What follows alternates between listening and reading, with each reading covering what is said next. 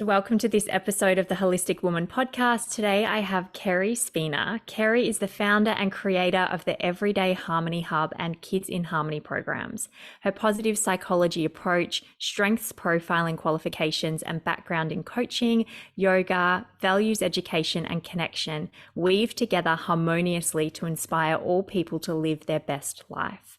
Her superpower is bringing the art and science of happiness and connection together into our individual world. With more than 2 decades of wellbeing coaching and consultancy experience, Kerry will guide you to nurture yourself happy from the inside out. Her mission is to create harmony for everyone every day. So welcome, Kerry. Thank you. Oh, that sounded lovely. It always does, doesn't it? And I always love to start these podcast conversations with a little bit of background as to how we know each other, because I find that those threads of connection just weave together so beautifully over time. So we first met each other when I moved to Townsville, and I brought my son, I had one child at the time, and brought my son to your Kids in Harmony music and sensory play program after my husband had quite a number of patients refer your program. And it's very, very well known in this area. And I've loved seeing not only the experience of the Kids in Harmony program growing, which had been running for I think close to 20 years, even by the time we had stepped into the program. But now you have evolved your work into the Everyday Harmony Hub, and your work is just growing and expanding so beautifully to be able to support not just families and parents, but the broader community as well. So I'd love for you to share, for starters, what season you're in, from the 7 seasons from menstruation to menopause. What season are you currently in? And then we'll dive into all of the juicy conversation. Thank you. And how lucky and blessed I am that we connected that way as well. I'm in menopause. Mm-hmm. Woot. I actually love this season because it's probably the only season I've really embodied. Wow. Yeah. Can you talk more about that? Well, yes. Might be a bit emotional because I've never really talked deeply about it much. When I began menstruation, I was a teenager, and my mum, my dad was single parent, and my mum was living in another home, so had a stepmom, and so I was very awkward and uncomfortable around sharing when I got my period, and that was not, I wouldn't say shame, just a bit of confusion. So I didn't, and I do remember when I was at my mum's and I had my period, she was so excited for me. And I did get to have that little bit of celebration. And I'm thinking, Mum, I've had it for a long time. Yes. Just didn't know, because it just wasn't something we'd talked about. I'm from, my mum's one of 12. I have lots of aunties. I have 8 aunties. My great-grandparents were alive. My mum had me as a teen mum, so was raised in a village, strong women. It's not like they didn't talk about it because they were avoiding it. They just didn't talk about it. So that's how I felt then. And it wasn't a subject, it wasn't, not like now, like even with my son, when he saw me changing my pad once, and he got worried because it was blood. He said, will I bleed from my penis, Mama? And I go, oh no, darling, that is ours. That's a woman's work. That's something that we have. Like, I really empowered myself to own it, and him to just see that goddess energy that, no, this is my right. This is my birthright. So, over the years have done that with my own child. But so briefly, because I could have the whole podcast about this story. And then I didn't even know, I did my yoga training and all sorts of things, but I always skimmed over hormones, and just not skimmed. I just didn't know the depth of it. I suppose I had other areas of interest at the time. to be fair on myself and to send some compassion there. And then having breast cancer last year, I knew I was in menopause. Like when I hit menopause, I'm like, oh, this is wonderful. Mm-hmm. And it's a story from my graphic designer. I'd turned 50 and I was emailing her from here because the carpets were being laid on my 50th birthday. I don't know why I thought that was a great idea, but I thought it was a celebration. I'd saved all this money, 10,000 whatever dollars just to have the carpet laid. And I thought, I'll do it on my 50th so I can celebrate this moment. Emailing my graphic designer, it's my 50th birthday. I know it's the weekend. Here's some work, rah, rah, rah, rah. Anyway, she eventually emailed back and she said, Kerry, I remember going to a course and the facilitator said, in your 50s to 60s is the golden years of your life, right? Wow. Get this email. Oh, it was like a little gong going off in my whole body. And I was excited to be 40. I was excited to be 50 to some degree. And when I received that, it's just stayed with me. So every year I'm in my 50s, I'm in the golden years of my life. And I think that's menopause as well. I think we've been through those seasons, but what those seasons are life experiences within those seasons: birth, death, suffering, hurt, betrayal, breakthroughs, burnout, breakdowns. Yeah. So I look at those seasons as of us experiencing life through those seasons. And yeah, so I'm here in the golden years of my life, Kate, in menopause, and it's that wisdom warrior. Like, it's not, for me, menopause isn't just about holding my own wisdom, it's about sharing my wisdom. And I think that's like that rite of passage, and it's not forceful. I'm not dictating, I'm not telling you my way. It's just, and I think that's where the Everyday Harmony Hub sort of evolved as well. Do you sense that your practices of embodiment and self-love and connection and community and all of those pieces, do you think that that has really grounded and anchored you into that transition? And of course, then the experience of breast cancer is in and of itself a huge transition and huge shift in state of consciousness and being in the world. But do you think that those things have played an important role in allowing you to step into this phase of menopause with this joy and this love for this season? Because as you know, many women who step into this season have quite the opposite experience. Yes, I know. I do. I'm aware of that as well. I think, we have a relationship with those seasons, right? So somewhere along the line, one of those seasons or two of those seasons or three of those seasons are going to come for us. Maybe I ignored all those. I'm not sure, but what was the question? Do you think that your practices and your approach to life has anchored you in being able to step into this season with this mindset that you have? Yes. I think having the practices in for a long term, for a long time. So I think those small little things that I did daily to support myself have helped me be where I am and have what I've got and be able to move through it. So I think, you always look and think, I wish I didn't have to know what I know now. I wish I knew it when I knew it. And for me, I suppose that vision for wellness is that we don't have to hit 50 to be in the golden years of our life. Yes. I do get that terminology, and we don't want to take that away from us because we get it. But I do, that vision that we empower any age. We don't see it as an age, but as those seasons and where we're at, and really honoring them. So yes, my practices over the 20, 30 years, I've been doing human development, really inspired by it for decades. So way back at 19, picking up that first Louise Hay book was the beginning of those practices of embodiment. But it's practicing is one thing, but it's actually embodying it is another.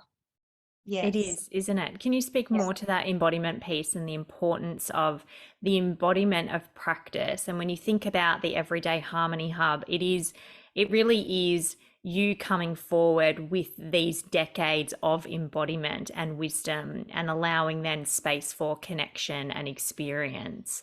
How important is the embodiment piece in our day-to-day lives as women?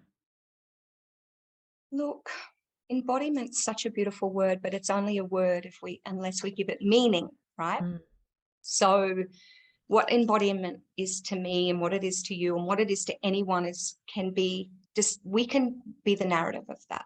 mm, So I think for me, it's knowing the body's wisdom mm, in what I do. So why I do it, why I'm doing it, what I'm doing, how I'm doing it. I'm not I suppose it's, I was big into mindset and big into this and big into that, and it felt very compartmentalized at some point, but it was just learning, this learning and knowledge seeking. And I suppose embodiment for me is when it settles within the body, and the body is the wise keeper of the practice. That's, I suppose, I've never been asked that before, so just answering it from within. I think it's that for me, that no matter the practice, come back to the body. mm. It's beautiful.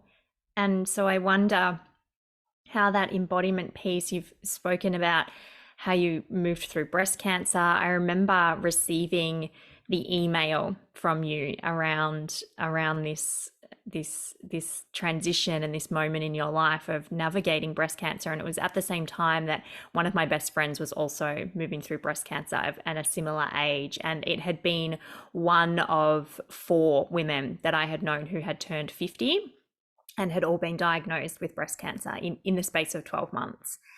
And speaking to my best friend about it, and also then speaking to you about it, both of you had again this embodiment of being able to see breast cancer as an opportunity for growth and as an opportunity for learnings and to embrace change in life. And so I wonder if you could speak to, if you're willing to share your experience with breast cancer, because many women may move through breast cancer or other health challenges that require a level of inner leadership to come forth. I think that's really what I saw demonstrated so beautifully by you, was this inner leadership and this inner joy and love for life. So it wasn't something that was coming from the external of, this is an opportunity for you to really, embrace that you have this human experience and this life. It was something that definitely came from within and then was shared openly. I wonder if you can speak more to that. Thank you for that beautiful acknowledgement. It means a lot. Firstly, for me, I knew I wasn't going to die. Okay. So How did you know that? because it was small, Mm-hmm. I knew straight away I wasn't going to die, because it was a lump, and I knew with modern day science, mostly curable at that stage.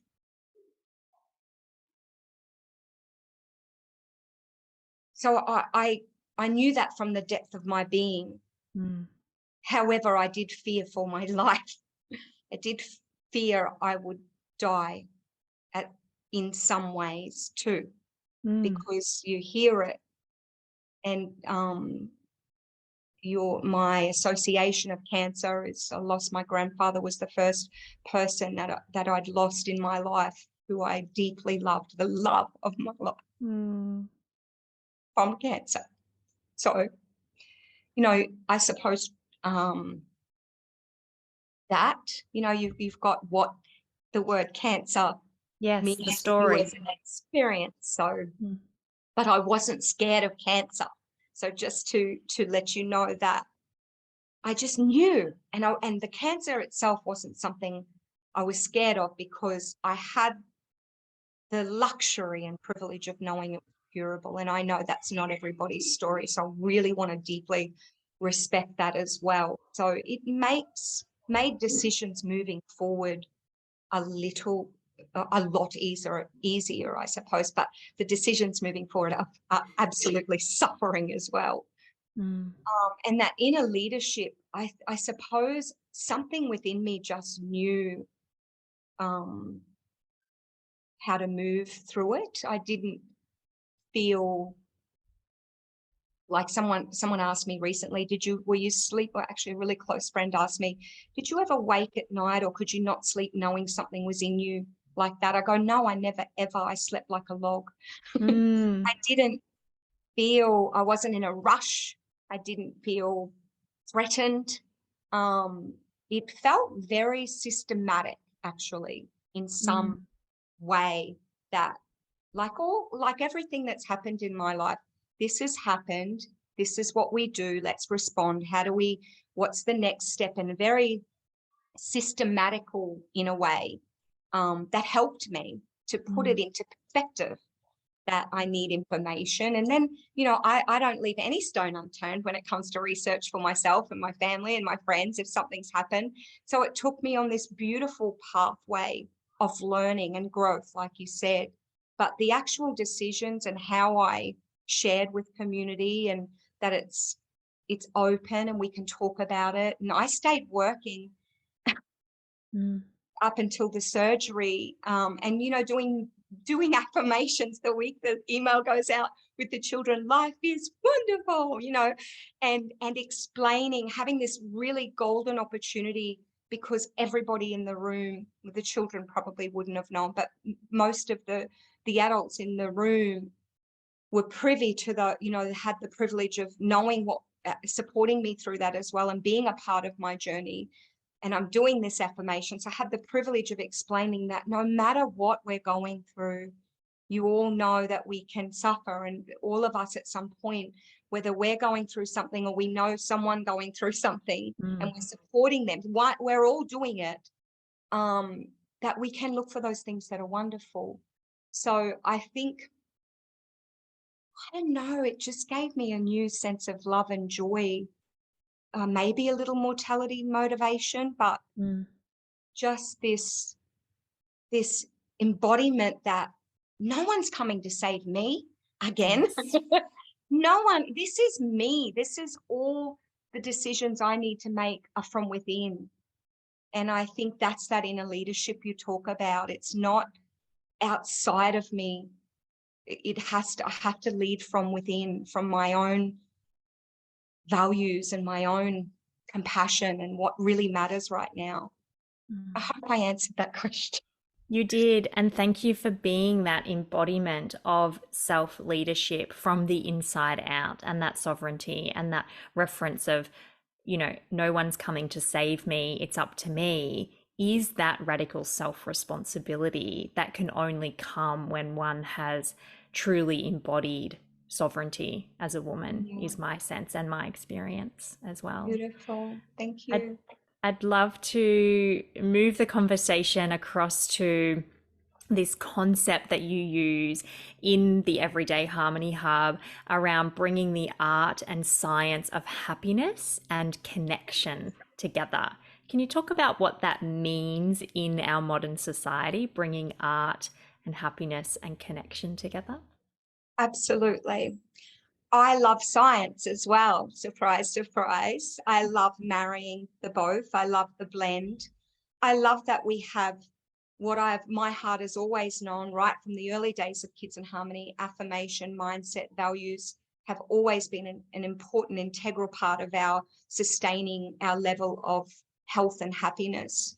So suddenly we have some science to back up what our heart has always known about those inner qualities of kindness, gratitude, patience, respect, trust, or, so we can be led by that if it feels aligned, and we can embody it even more because we have these people that are practicing it and sharing they're the knowledge givers of what they've experienced and what they've discovered. Like Carol Dweck's, I'm getting excited now, Carol Dweck's research on mindset. One of the most exciting things, I've been reading her work for over 15 years, way, way back.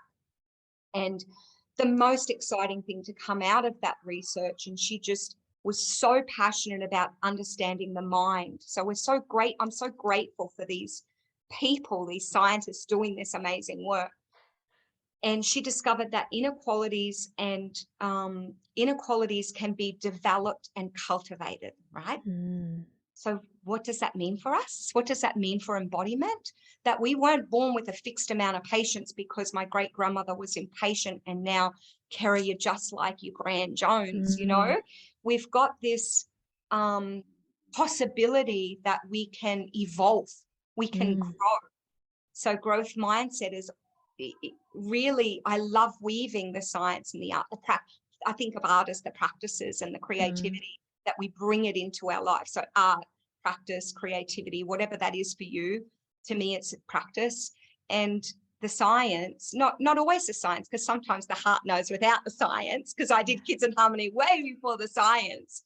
And then we bring it together, and it can not just validate, but it can help nudge us into doing just one thing towards cultivating kindness, towards cultivating self-compassion, if we understand the science around it and all the things they've done to help us, give us a little pathway or a little welcoming invitation to do that. So that's what the art and science and connection, Brene Brown's work on, connection is being, seen, heard, valued, that relationships are sustained without judgment, all this beautiful language that's so spiritual. So it's really the art and science is where spirituality meets science. And that's a love of mine. Yeah. A love of mine too.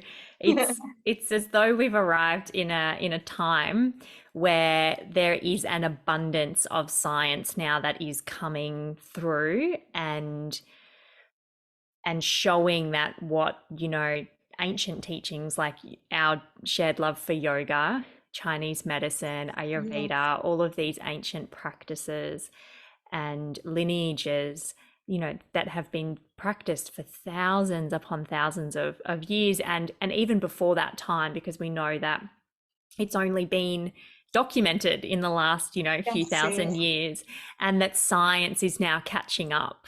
And for our modern society, I think that's important because, certainly we are also living in a time where clinical evidence and scientific research is the foundation for many decisions that are being made globally.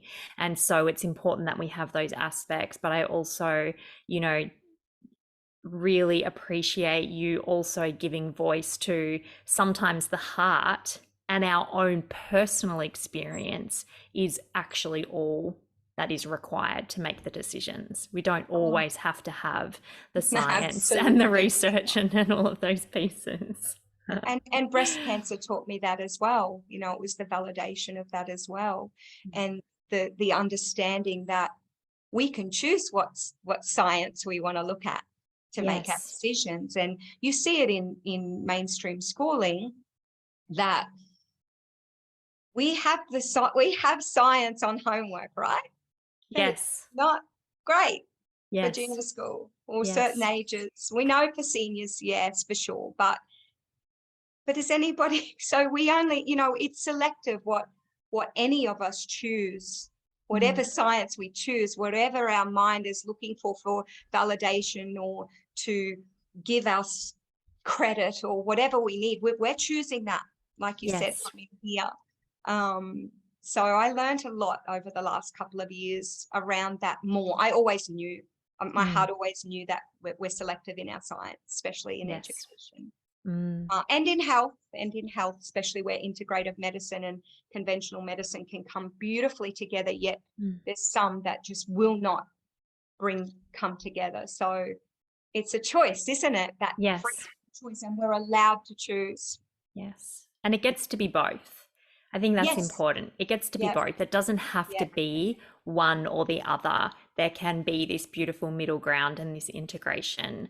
That's what And I agree. Absolutely. If we yeah, want that, or it can be either, if you this want is that. right. This is soft. This is sovereign choice. I think with the homework piece, that just also speaks to the individuality of us as humans and as women, That's it. that what will serve and be beautifully purposeful for one woman will be completely different to the woman sitting directly beside her, even if they are having the same experience at a surface level. Oh, it's so aligned.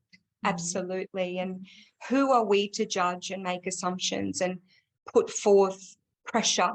Mm. We can be there to support and to, decision making can be done in a village as well. I think we've got to Yes. remember that. Mm. We have this empowerment to make our own choice. Sometimes our decisions are made as a family, sometimes Mm. as a community, sometimes as a village of your sisterhood.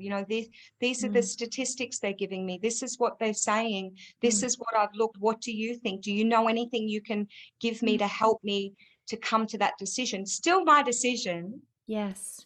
But we can be collaborative in our decision processes. It doesn't mean we're giving up our sovereignty or giving over our embodiment. Mm. It's our right to ask our sisters. It's our right to sit in circle. It's our right to ask questions. Mhm. And something they may say may change the pathway of my decision, but it's still my decision. Mm. Yeah. Yes. I'm very Yes. passionate about that, Me especially too. around choices, because they're generally values-based decisions. Yes, I agree. And I really like that additional layering of conscious choice being collaborative as well. It's a really important Yeah. piece, and oftentimes not one that is openly spoken about. It's the kind of the missing little Yeah. piece Yeah. oftentimes, yeah. In your Everyday Harmony Hub, which is an online wellness hub providing science-backed tools, practices, research, and theories, it's underpinned on your website by three core values: self-care, self-love, and self-motivation. Why these values? Okay. Firstly, because they're generally things women relate to. Mm. So there's no point having fancy language and all the talk, I suppose. Just getting straight to the guts of it, I suppose. For me, I think if I say the word self-care, all of us can conjure up some idea of what that is. It's not confusing. Self-love, same. Self-motivation, same. So it took a long time to get those values pillars, because self-love and self-care are very interlaced, but so is self-motivation. Could have just had one encompass them all, but they are uniquely different in some way. So that's why I chose them. I think for me, it's what I needed. Mm. First, it's like, what if I had a hub, if I was, what would I need? What would I want to focus on? Where do I want to put my energy? And the whole three of those values pillars are around energy management. It just all comes back to that. Motivation is an energy. You want to feel vitally alive. You want to feel motivated. You want to feel motivated to rest. It's not Yes. motivated to do all the work. We can Mm. be motivated to rest, or motivated to sell a building after 20 years. There's all these motivations, and that's part of our decision process, is what is our motivation here? What energy do we have around these? What really matters to me? So always coming back to that values, that vision and energy are the other three: values, vision, energy. And we just keep those things close to our heart. That makes decision making easier. So for Mm. me in the hub, I needed this easy language that if I'm in a funk and I put little daily doses of harmony. And if I'm not, I can always come back to those three values pillars and the way: energy, values, vision. It's so easy for me to stay committed Mm. to the mission of that. which is, creating the harmonious relation to self, to others, to environment, creating that harmony every day. That's how we do it. And that's why. When we look at our modern culture and our modern society for women, stress is on the rise, anxiety and depression is on the rise, overwhelm, mass nervous system dysregulation across the board. We know these things oftentimes, but it's the motivation piece that women often struggle with, particularly that motivation for rest. Why do you think that is? What do you see in your work as some of the key factors around, we know what we need to be doing, but oftentimes it's a challenge. Why do you think that is? Oh my goodness, there's so many reasons. Underneath it all, social conditioning, which is historic. So, we can't blame anyone. It's just history repeating history. I was sharing with someone recently that I think there's this social conditioning around all or none as well. Yes. Okay, instead of recognizing a little bit of burnout and having a break from something you love, we quit because it's either all or none. Yes. And have a break, and then we realize, I really did love that. I want to go back to that. I've seen so many friends go back to what they quit, which is great because it's a wonderful way to come back to your passion. I think it's a beautiful way. But we have we been taught not to say, hey, can I have 3 months off, or I really need a break, or I'm just not feeling right, I'm not well, I'm tired. We've got this, you're actually, you know what? You're allowed to say you're tired because you're tired.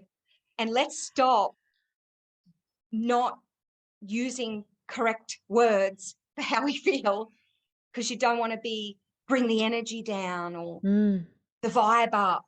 I think that come as you are.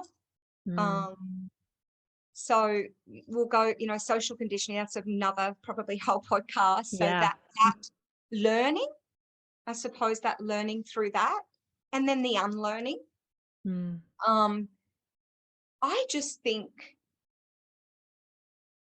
there's a lot expected in a day. Yes. There's a lot expected. Just getting your children to school can be worth celebrating.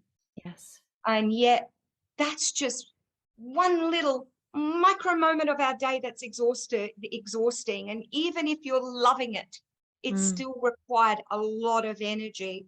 They wake, we all wake in this presence of however we've woken, in a funk or happy. Not every family member is on the same wavelength of energy.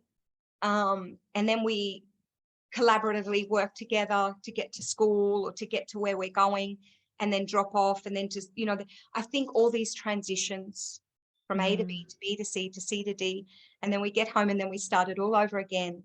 So the why, I think, just what are we expecting of ourselves, and what is our workplace expecting of us, and what is our family, just that expectation. The weight of expectation, maybe. I don't know. There's so many. I could write thousands of things why. But today, where we're in our conversation in the moment and where I'm at is probably maybe that. And I think we're right in this moment in time where we're trying to find that balance to ride that ebb and flow of the expectation so that our needs can be met as woman, mother, wife, sister, whatever. And then also the needs of those who are under our care. If we have children, maybe it might be elderly parents. It could be, people in a workplace that we are responsible for caring for, making sure that, that everyone's needs can be met in some way, shape or form, that it might not always look the way that we expect it to. So true. We are, But at It's so least we're true. trying. And we're walking needs, right? Mm. We're Yes. walking needs, our children, our elderly parents, our or grandparents, our people, that everybody, yeah, it's that we have those needs as a person. Mm. But there's so many whys. There's so many reasons for the pace, the information overload. You know, Mm. I making decisions around my health. You know, they advise you not to Google, of course. You know, don't inform yourself at all. But I know Google also is a trap, because of course you can Google. Yes, I actually get them saying not to Google because it can create fear. You can go on links that are not accurate, Yes. not very harmful. So I absolutely respected that advice not to go on Google for certain things. But Yes. it's also a wonderful place to find information, to reach out to people, to connect with people, to find other people going through similar stuff, remembering that your journey is unique to you, because no cancer is alike, no one person is alike, no fingerprints are alike. So there's, I think, lots of whys. I'd love to ask you, why do you think, Kate? I think the busyness. Yeah. I think the pace. I think the expectation as well. I think just the way that our modern culture has evolved with so many aspects of, you know, wonderful advancements in technology. And I think it's really challenging because we can get into that state of, 50 years ago, life was so much easier because they didn't have, A, B, C, D. And yet, but also 50 years ago, we didn't have advancements in medical technology that today is saving women's lives. Save me. So, so I think we get trapped when we want it to go back to being something that it can no longer be. And I think also it can be a trap for us to vision too much into the future of how we wish it could be different. And instead, I kind of like to, again, use that practice of yoga to come back to that state of presence and use discernment. So really, discernment is the practice for me, and the practice that I think we should all embody and learn more about, being able to discern what's mine and what's someone else's. Is this an expectation that I've placed on myself because of societal conditioning? Is this an expectation I've placed on myself because of my upbringing, because of, external information, validation, or is this something that wholeheartedly is a value of mine, to wake up early, to have breakfast on the table for my children, to make sure their uniforms are ready to go, to drive them to school? Is that an underlying value of mine because family is so important to me? Not that I do these things, I'm just giving this as an example. I'm thinking, it's usually pretty chaotic. It's very chaotic. Can't find the socks, shoes don't feel good. I mean, we know the reality. all the mums know the reality, but family as an underlying value is important. So I've discerned then that that's important to me, and therefore I'm willing also to accept and embrace that morning times may feel a little fuller than the rest of my day. And then, then there's other times in the day perhaps where we use the discernment where we say, after school activities for my children 5 days a week doesn't feel good. It feels rushed. It feels stressful. It feels like we're on then for the whole day. We come home, then dinner's rushed, bedtime's rushed. And so the discernment then is, I'm going to step out of needing to do that, and I'm going to support my child in other ways. And therefore the discernment to kind of step out of the busyness is that sovereign choice, is that, that radical self-responsibility. So for me, it's the discernment, because we can only ever be in the present. We can't go back to what it was in the past. We can't take ourselves to the future where everything is rosy. or where our perception of it is rosy.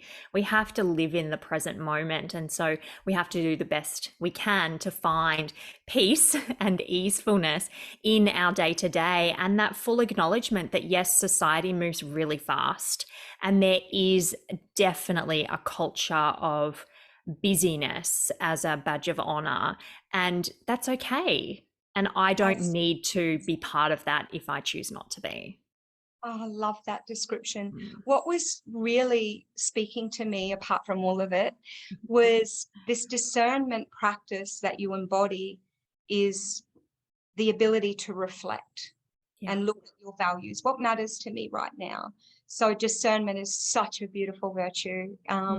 It's embodiment, to its heart and core, but it gives you a practice in reflection. Let's look at this, what's working well, what's not working well, and let's make some changes. And you talk about that busyness, and we can be contacted anywhere, anytime. I could get off here and I've got anywhere. Yes. I don't even need a phone anymore. No. Really, because I could be traced anywhere. I've got my computer. Someone can get me on Facebook, like Instagram, email, Twitter, LinkedIn. It's just everywhere. And then a phone if it rings, but thank goodness it barely rings anymore, because there's all these other ways it can go. Yes. So just add that instant connection to anything and everybody. It adds to that overwhelm and busy. And I love that you shared pace, because modern day life has this pace, because we're in that digital age as well, of that pace, and it's fast and moving and changing, and it's like everything has to catch up.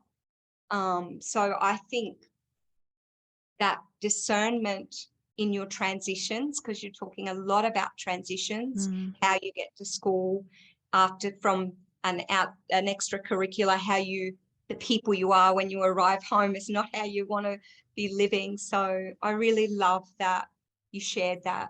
That is definitely a lot of why too for me, that busyness, that rush. And sometimes, it's this urgency as well. And I noticed after cancer, I didn't realize I had that urgency in my body. Whereas, before pick up from Isaac at school, he's been out of school for a while, but here's an example. There'd be this chunk after Kids in Harmony, right? I'd finish my day beautiful with the families. Then I'd have this admin time between, I don't know, let's say 1:30 and 2:33-ish. And I'd be like, I didn't even know, right? I'll tell you when I found out I was doing that. When I was in COVID, at home, bunkered down, everything closed, isolated. It's 9:30 in the morning. I'm trying to work out how to do something online, and and I stopped, cried, broke down. I think I was sort of probably screaming and yelling and blaming the world. Quite the depths, but it would have been pretty an outburst. And then I stopped, because no one's coming to save me, right? Yes. On my chair. And then my shoulders dropped, and I thought, hang on, I'm actually not in a hurry. Yeah. There's actually no hurry. And then my reflection, and I could discern, if we use the word discernment, because it's so such a beautiful practice. So I could reflect and think, when did I start doing that? And then I remembered my admin time, and this is how I was going to pick up my son. Imagine how wired I'd be. And he gets in, because he wants his mama. Yes. And I'm like already in urgency, fight, flight, out of my body, not embodied at all. And going back to saying about the body's wisdom, I had that discernment, that could feel it in my body, that urgency. There was no urgency. Yes. I realized I had weeks to sort out the online. Yes. And I don't, my jaw, everything melted. From that moment, things were different. Yeah. Gone off Mm. track, Kate. No, Sorry. I love that. I love that example because I think we live in a culture of urgency, and I think most people's baseline nervous system response is urgency. Yeah. And And unless you know, you don't know. I exactly. say that to my friends and my mom, and oh, Kerry, and I go, is it urgent? And I've worked out, unless it's safety, there's really nothing urgent. I'll be on the phone and I might see the real estate, and I'm selling my building. Kerry 5 years ago might have said, I've got to go. Next Yes. person. And I'm looking, going, it's not urgent, it's Yes. nothing. What's important is this conversation with my girlfriend means more to Yes. me than anything right now. And I'm going to be Yes. fully present and available, that Mm. I'm not constantly hanging up on people to get to the Mm. next thing. Yes. And That, what a yeah. jumping No, from one thing to that the was other. my operator's mode, like I look back and think, there's a lot of, I can see how I got to where I got, Yeah. basically. Yeah. Yeah. And what a beautiful kind of daily check-in question in so many moments throughout the day. It's something I'm going to Oh, use now. Is this urgent? And then have a little checklist. Is someone's safety yes, yes, compromised? My safety, the safety of my that's it. children, someone I love. Safety No? always first. No? Wonderful. Well, That's that's it, probably isn't it? it. That's probably Well, it. that's all I do. I go, No. is everyone safe right now? Yeah. Is no one's going to die? No one's at risk. No one's, Yes.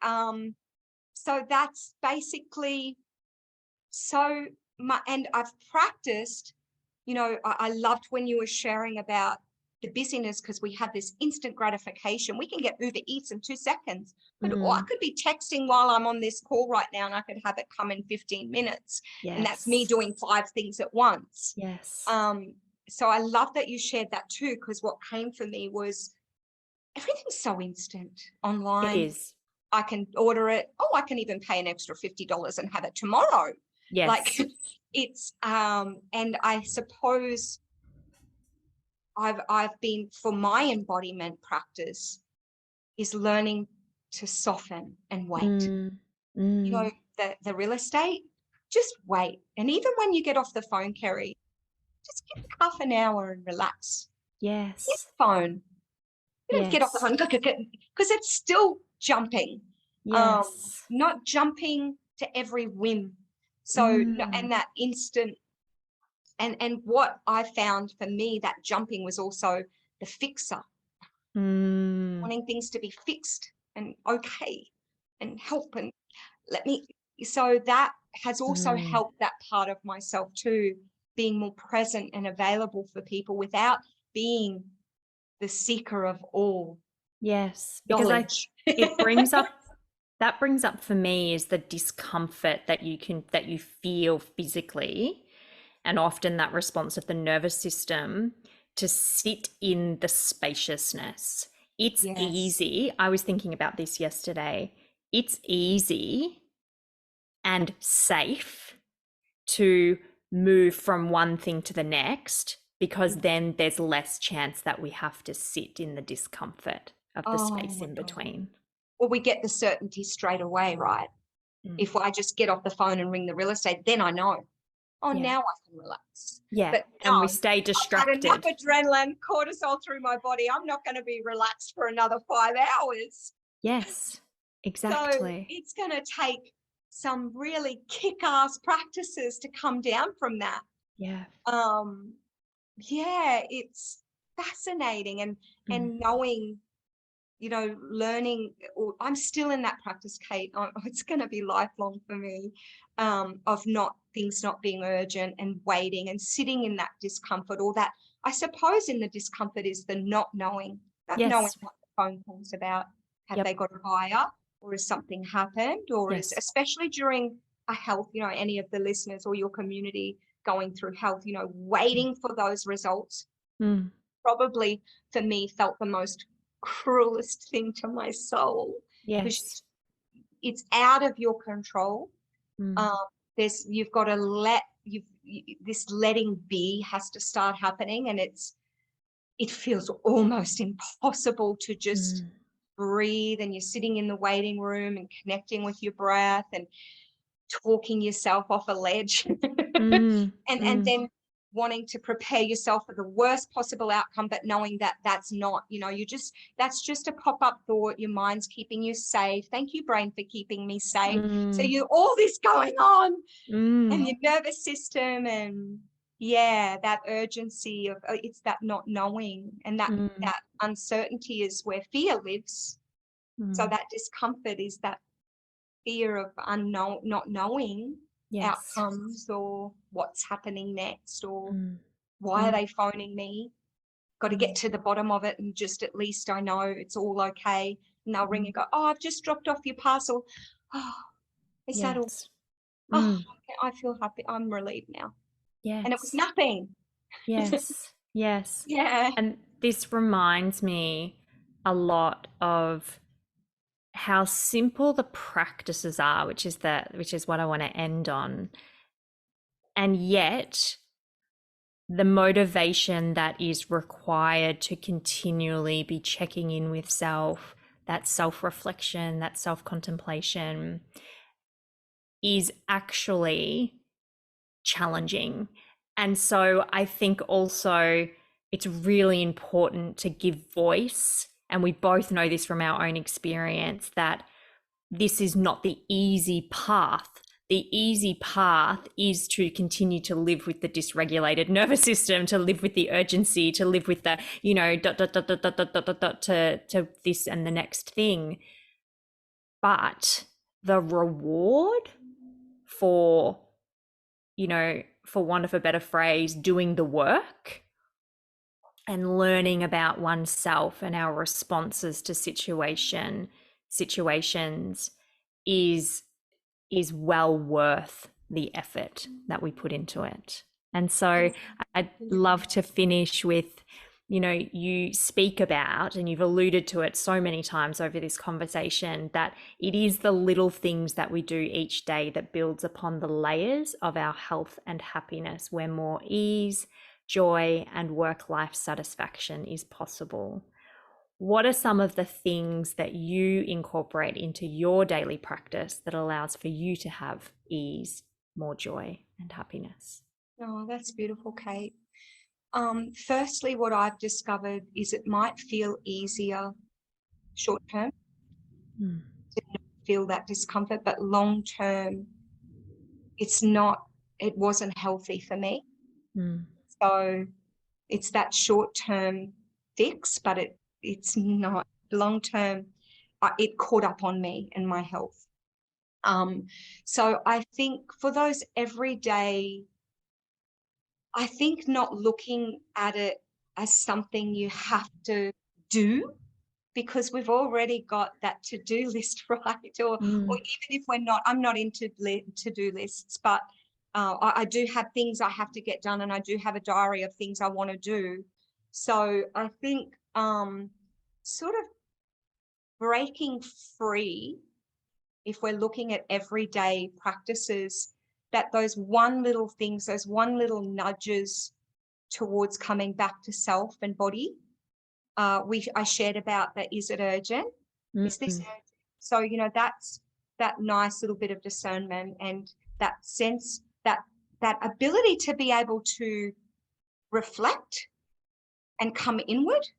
So it's not an exterior need. I don't need to get my comfort or my answers from anyone else. I can come within and listen to my own body, and sometimes it is urgent. Hey, yes. I'm allowed to hang up on my friend and say, hey, I've got to go. I really want to take this call from the riverside. That's my right if I want to, but it's how I do it. I'm not going to go, hey, got to go. Boom. I could do it with a little bit more grace and ease. So I think that sense of self-awareness around your body. And I always find, if we're talking daily practices, just connecting with my breath, like coming before here, big pelvic bowl breaths right down into my pelvic bowl, and just really coming into my body, so that any little nervous energy is felt and not stuffed down, and is oh, I'm excited, you know, what is these feelings? And I think, you know, talking daily a daily dose of harmony in the hub it's not rocket science. It can be anything. You know, yesterday I said, you know, just mainly, or a lot of that reflection, you know, let's celebrate how far we've come already, wherever you are today, things that you've overcome, or something that you're really proud of, or, you know, just that ability to come within and I suppose shine a light on your own inner wisdom and your own joy, where we can have that work life harmony satisfaction. That's our right. It doesn't, you know, some people go, oh, if we're kicking goals in family, then we're terrible at here. If we're kicking goals at work, we're not here. And I truly believe that we just are where we're at. We don't have to place judgment on whether we're not here and we're not there, and just live, I suppose, and just want to, you know, when we care for ourselves, and that sense of you use discernment and self-compassion, and just come back to just the simple act of our breath and coming. And it sounds so simple and cliche, right? You know, almost feel like, oh my God, everyone goes, oh, just breathe. It's not just breathe. It's actually embody your breath. Feel your breath. What's it? Or ask your body what it's feeling, and just really getting to know yourself intimately is lovely. The daily practice, and there's so many things, and I think self-care's a doing too. I think I'm a little jaded around being told what my self-care is. If I think it's a massage, then it's a massage. So don't tell me what my self-care is, please, people. You know, don't take away the right. If someone has a massage once a month and it's their thing, and they've, you know, that costs energy. They've worked for that money.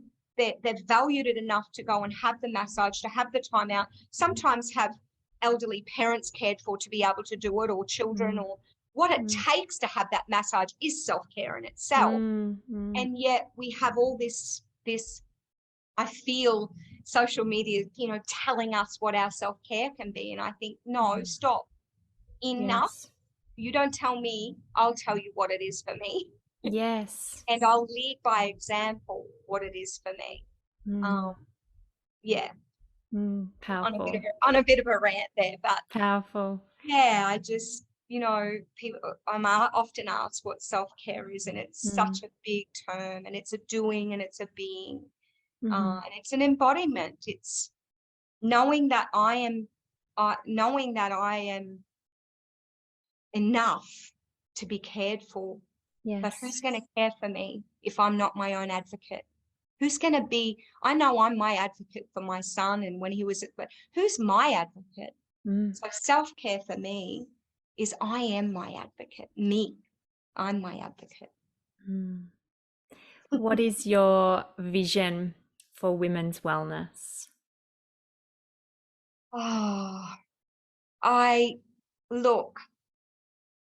There's so many visions for women's wellness. So we think of vision, we're thinking for the future, Kate, or are we talking about what we see? What's the vision that you hold for women? You've just spoken about energy. You know, if nothing shifted externally, the medical system didn't change, the external anything doesn't shift. What's the energy that you hold? What's the vision you hold for women to be able to embody? I think the vision, I have so many visions, such multi-passionate about that. I think that we focus on so many things, but I think I'm going to share energy management. Notice your body, how you feel. What's your energy like in this environment? How's your energy? Like, if we can just tune into that, I think embodiment comes by default. We don't have to, I'm practicing embodiment and or X, Y, Z. It's not a thing. It's actually felt just through that discernment. recognizing and noticing, like you shared about in after extracurricular activity, sounded like a lot of energy. Yeah. And then all the energy comes to get, everyone's exhausted by the time you get to what could be the most precious time of the night, which is eating a meal together in peace and love, and well, not always, because it's, you know, the reality of it as well, but there's no focus around the most nourishing part of, or one of the most nourishing things to do is feed your body with food. Yeah. And yet it's stuffed down and rushed. Don't worry, I remember the years of that. Mm. And it's like you're in autopilot. Okay, dinner's on the table.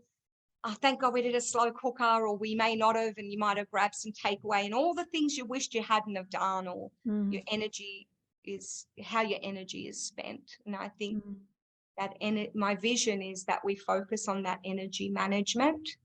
Yeah, that or that awareness around our energy, that motivation, what motivates us to rest, the people that motivate us, the energy we get from within and the energy we get from others. I had a cup of tea, real quick one with a friend. It was so beautiful, spontaneous. We were together 45 minutes this morning, and energetically, I got in my car and the world is as it should be for me. You know, time, that social well-being, it was just precious. Now I had to make it happen, had to use my energy to make that happen, because it was a spur of the moment, but I didn't rush. I didn't feel stressed. I walked to the car. I didn't feel under the pump because I knew we had a certain time. I thought whatever time we get is great. So that sense of mindfulness and awareness, but it's the body. Yeah. Mm. Yeah. Well, thank you so much for your time, this beautiful conversation. There's so many moments from this hour together that are, you know, fully embodied wisdom drops that are, you know, I just know that everyone's going to get so much value out of listening to. So thank you. Oh, you're welcome, Kate. Thank you for having me.